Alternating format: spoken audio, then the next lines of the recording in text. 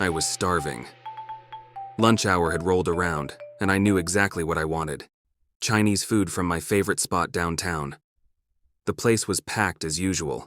The hum of conversation mixed with the clatter of dishes and the sizzling sounds from the kitchen. It didn't matter. I was so hungry I couldn't think straight, and I was determined to enjoy my meal in peace. I should probably explain the hook hands. I was in a horrible freak car accident a few years ago. One minute I was just living my life. The next, I was staring down at two cold metal hooks where my hands used to be. People stare, but I don't care. I manage just fine. I've learned to do most things. Open doors, lift drinks, even drive again. But chopsticks? That's a whole different story. Today, though, I was dead set on making it work. I ordered delicious General Tso's chicken, hot and steaming, the smell wafting over to my corner table. I could practically taste it already. I didn't care that people were sneaking glances at me from their tables, or that the waiter was watching from the counter. I was way too hungry to care. I picked up the chopsticks with my hooks, one in each hand, trying to angle them just right. I got a few more stares from the other tables as I carefully tried to grip the sharpened wooden sticks. This was going to take patience, but I could do it. I had to. I took a deep breath, holding the chopsticks steady, angling them down toward the steaming chicken. The first few attempts were rough. One piece of broccoli launched across the table, and a noodle slapped onto the edge of the plate.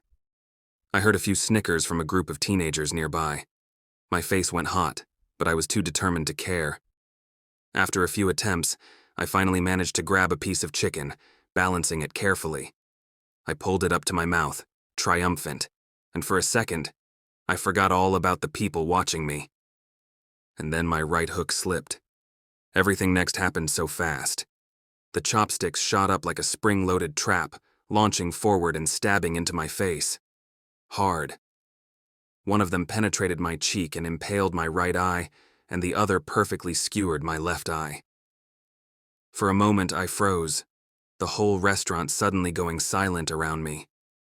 I could feel something wet, warm and thick, trickling down my cheek.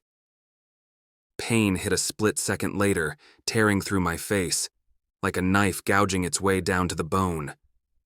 I let out a sharp gasp, stumbling backward in my chair, my hooks clawing uselessly at the air, trying to catch onto something, anything, that would stop me from falling. My vision went blurry, then red, then black, the pain pounding like a heartbeat.